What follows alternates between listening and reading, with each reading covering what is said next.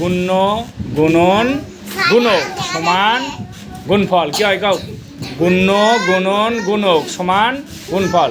এর তিনের নাম কি গুণ্য, দুইয়ের নাম কি গুণক, আর ছয়ের নাম গুণফল। এখানেও কিন্তু তাই, তাই না?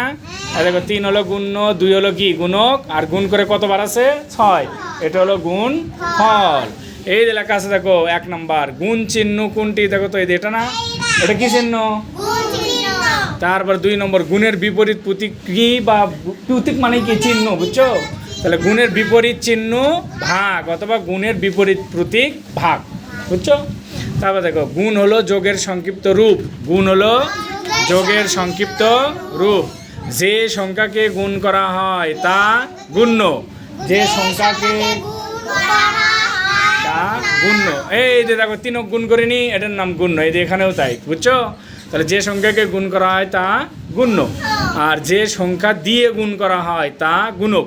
কয় দিয়ে গুণ করছি দেখো তো, এই 2 দিয়ে, এটার নাম হলো গুণক, বুঝছো? তাহলে যে সংখ্যা দিয়ে গুণ করা হয় তা গুণক, বুঝছো? তারপর দেখো গুণ করে যে সংখ্যা পাওয়া যায় তা গুণফল। কও গুণ করে যে সংখ্যা পাওয়া যায় তা গুণফল, তা গুণফল।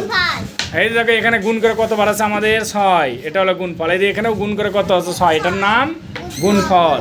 এখন দেখো সূত্র আছে গুণের, এই যে গুণ্য গুণন গুণা, কি আছে দেখো তো, গুণ্য গুণন গুণক সমান গুণফল। তাহলে গুণফলের সূত্র কি কি বলতো, গুণ্য গুণন গুণক সমান গুণফল। তারপর দেখো গুণকের সূত্র কি, গুণফল ভাগ গুণ্য সমান কি হয় গুণক। তাহলে গুণফল ভাগ গুণ্য সমান কি গুণক।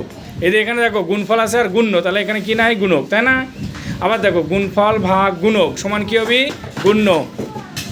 তারপরে দেখো গুণ্য বা গুণক শূন্য হলে গুণফলও কি হয় শূন্যই হয়।